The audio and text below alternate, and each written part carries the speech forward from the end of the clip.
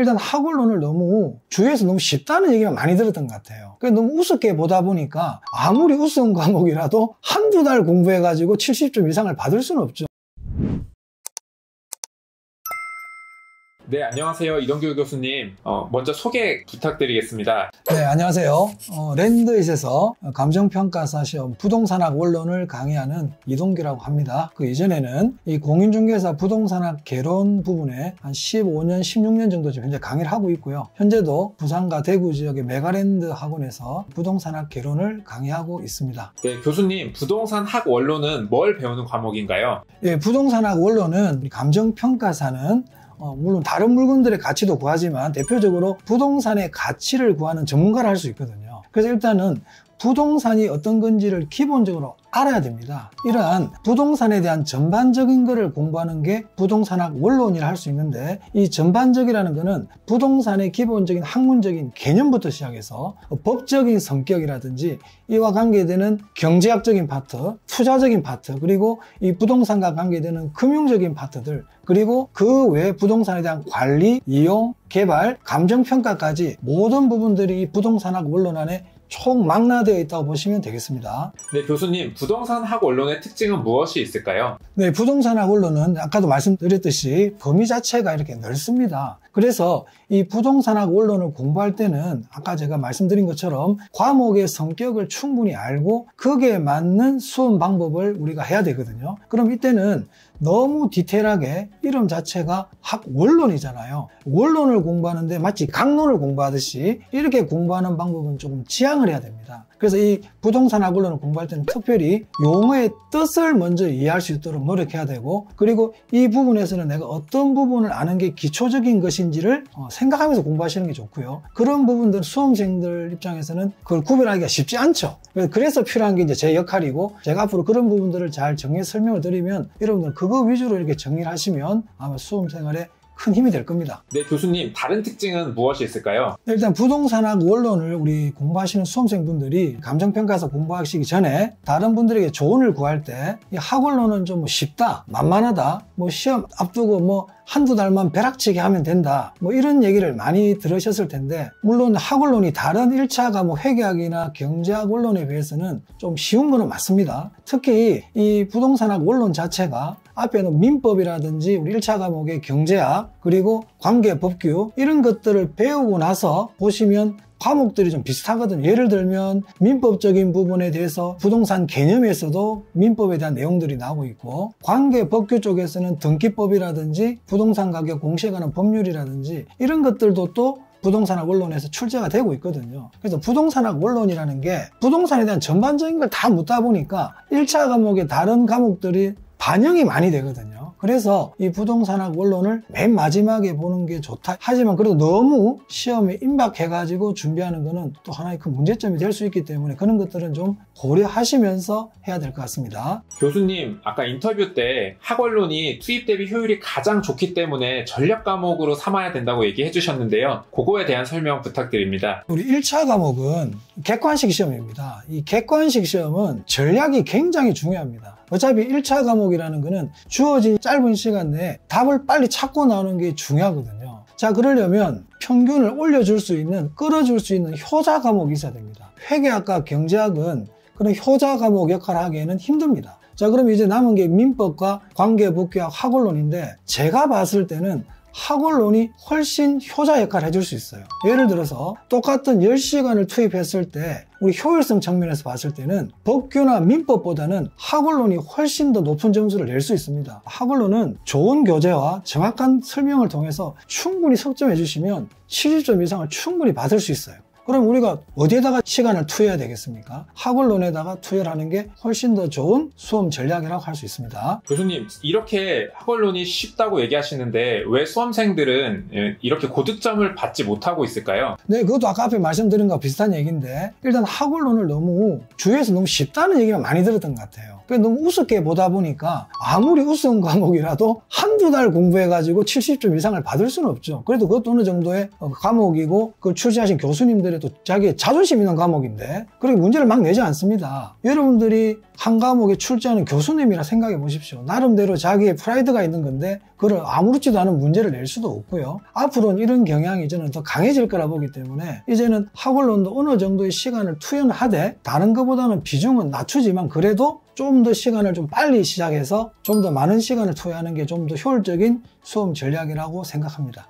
네, 교수님. 요즘 부동산학원론 시험의 트렌드는 어떻게 되나요? 부동산학원론이 우리 감정평가사 시험에 들어온 게 27회 때부터였죠. 지금 횟수로 10년이 채 안 됩니다. 그러다 보니까 처음에는 처음 들어오는 편입되는 과목이다 보니까 난이도 자체가 그리 높지도 않았고 그리고 시험을 낼 수 있는 툴도 출제 교수님들 입장에 봤을 때도 좀 뭔가 막연한 느낌이 있었죠. 근데 최근에 이제 경향을 보면 첫째 난이도가 올라간다는 느낌을 볼 수 있고요. 그리고 공인중개사 시험에 부동산 학개론 과목 있지 않습니까? 이 학개론에 있던 문제들이 넘어오고 있다는 것을 제가 많이 느끼고 있습니다. 대표적으로 표준산업분류표상의 부동산업이라든지 경제원론에서 수요 공급을 배우기 때문에 그동안에 학원론에서는 그 출제가 안 됐습니다. 근데 최근 35회, 34회에서는 수요 공급 쪽에서 벌써 문제가 균형 문제라든지 이런 것들이 두세 문제 이상 출제가 되고 있고요. 그래서 앞으로는 난이도가 올라가고 있다는 거, 그리고 공인중개사 시험에 나오는 학개론 부분들, 지금까지 학원론에서는 다루지 않았지만 공인중개사 학개론 시험에서는 중요하게 다뤄졌던 부분들, 이런 것들이 앞으로는 학원론 쪽으로 넘어오지 않겠나 이런 생각이 들고요. 공인중개사 시험도 마찬가지입니다. 지금 감정평가사 학원론에서 다루고 있던 부분들이 학개론으로 넘어오고 있는 이런 과정들입니다. 그래서 서로 교차되는 과정들이 있기 때문에 앞으로 그런 것들도 생각을 하면서 공부를 하셔야 될 겁니다. 교수님, 학원론 커리큘럼을 간단하게 소개해 주시겠어요? 네, 우리 학원론은 먼저 스텝 0, 스텝 1, 스텝 2, 스텝 3 이렇게 4단계로 이루어져 있습니다. 이 스텝 0는 한마디로 우리 학원론의 백과사전이라고 그럴까요? 만약에 내가 스텝 1이나 스텝 2를 공부하다가 이 부분을 잘 모르겠다 그러면 스텝 0의 그 강의 파트를 들으시면 알 수 있도록 하는 게 스텝 0의 목적이라고 볼 수 있는데요. 이 스텝 0는 말 그대로 처음부터 끝까지 기초적인 이론 부분을 설명하는 강의라고 보시면 될 것 같고요. 스텝 1은 이제 기출문제 중심의 강의입니다. 아무래도 우리 시험이 기출문제가 가장 중요하기 때문에 10년간 그동안 나왔던 모든 기출문제가 총 망라된 그런 강의고요. 그리고 그 기출문제를 풀기 위해서 필요로 하는 이론적인 부분을 설명하는 게 스텝 1이라 할 수 있습니다. 그리고 스텝 2는 스텝 1의 약간 심화 과정이라고 볼 수 있습니다. 스텝 1보다 조금 더 깊이 있는 거, 혹시나 좀 이런 게 나오면 어떡하지 하는 이런 부분들을 제가 보충하는 게 스텝 2라고 보시면 되고, 스텝 3는 마지막 총 정리 강의라고 보시면 되겠습니다. 네, 교수님, 스텝 0가 기본 이론 과정이면요, 차라리 스텝 0를 건너뛰고 스텝 1의 기출문제를 바로 푸는 건 어떤가요? 네, 물론 가능합니다. 물론 우리가 공부라는 거는 차례대로 하는 게 제일 좋겠죠. 하지만 우리 감정평가사 1차 시험 자체가 과목도 많고 여기 학원론에다 많은 시간을 투여할 수 없으신 분들이 계실 거예요. 그럴 때는 스텝 1부터 들으셔도 관계없습니다. 단 스텝 1을 제가 기출문제를 풀면서 거기에 관련된 이론을 제가 설명을 드리는데요, 하지만 그걸 스텝 0처럼 세세하게 못하는 경우도 있겠죠. 그럼 그때는 그 부분을 스텝 0에서 찾아가지고 약간 보충하는 식으로 이용하시면 스텝 1만 이용하셔도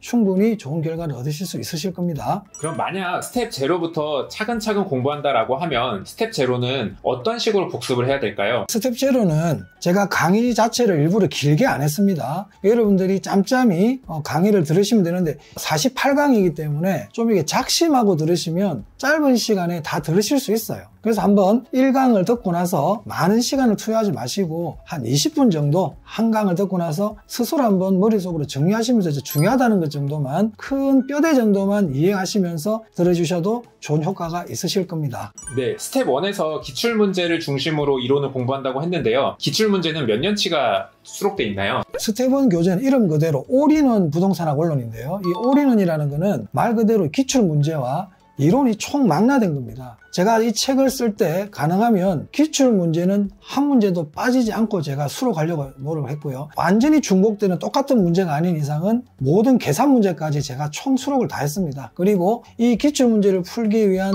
이론과 그리고 그와 관련된 계산 문제 풀이까지 모두 다 이렇게 충분히 수록이 되어 있기 때문에 이 스텝 1 과정만 충분히 잘 따라오셔도 60점 이상은 충분히 받을 수 있다고 저는 자신합니다. 네, 그럼 스텝 1이 빈출되는 기출문제를 다룬다고 했는데 심화 기출문제랑 그 구분하는 기준은 어떻게 되셨나요? 스텝 1은 말 그대로 우리 감정평가사 기출문제 그대로 올렸습니다. 그래서 이 기출문제를 풀 때 필요한 이론과 그리고 여기에서 어떤 부분이 중요하다는 걸 제가 설명드리는 게 스텝 1의 목적이고요. 스텝 2는 아까 제가 공인중개사 시험이 넘어오고 있다는 걸 제가 말씀을 드렸죠. 이 공인중개사 시험에는 출제가 되어 있었는데 현재 감정평가사 시험에 나오지 않았다든지 감정평가사 쪽에서도 나오는 파트지만 공인중개사에서는 다른 또 방향으로 묻는 문제들이 다 있거든요. 그리고 스텝 2에서는 또 제가 개인적으로 봤을 때 지금까지 감정평가사 시험이 이렇게 나왔기 때문에 앞으로는 이런 것도 나올 수 있겠다는 강의 경험상 이런 예상되는 문제들이 스텝 2에 나온다고 보시면 되겠습니다. 네, 스텝 3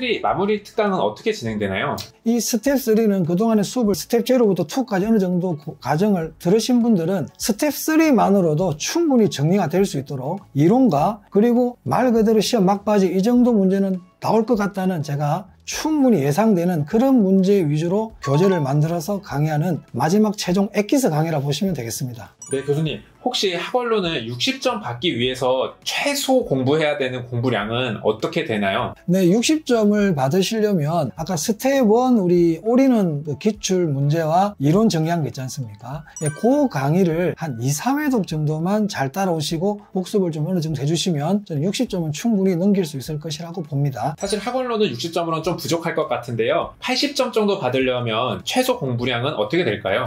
스텝 1 교재는 기본적으로 하시고 그리고 스텝 2 과정이 있잖아요. 스텝 2 과정 정도까지만 스텝 2는 이제 문제 위주의 이제 강의를 하게 될 텐데 거기에 나와 있는 문제를 한 두세 번 정도 풀어보시면 저는 충분히 80점 이상은 가능할 거라고 봅니다. 교수님은 강의하실 때 어떤 부분을 특히 신경 쓰셔서 강의를 해주시나요? 일단 부동산학 원론은 일단 법이 아닙니다. 법이 아니고 학자들이 말하는 이론이죠. 근데 학자들이 다양하게 말하는 이론 중에서 공통적인 부분을 뽑아낸 이론이기 때문에 우리는 그걸 원론이라고 부르는 겁니다. 그래서 이거는 이론이기 때문에 기본적으로 이해가 선행되는 게 좋습니다. 단순하게 암기를 하려고 그러면 너무 힘들죠. 그래서 기본적인 원리가 이해가 된 상태에서 암기를 하는 겁니다. 그리고 원리가 필요 없이 암기가 중요한 부분도 있습니다. 그래서 저는 원리를 이해해야 되는 부분들은 거기에 맞춰서 제가 강의에 설명을 해드리고 이거는 원리가 필요 없다. 이거는 그냥 단순한 암기다. 이렇게 암기해야 될 부분들은 암기 파트니까 이건 암기하세요 말씀을 드리는 거고 특히 우리 감정평가사 학원론을 보면 이 지문들 자체가 단순한 암기만 가지고는 풀 수 있는 그런 지문들이 드물어요. 그래서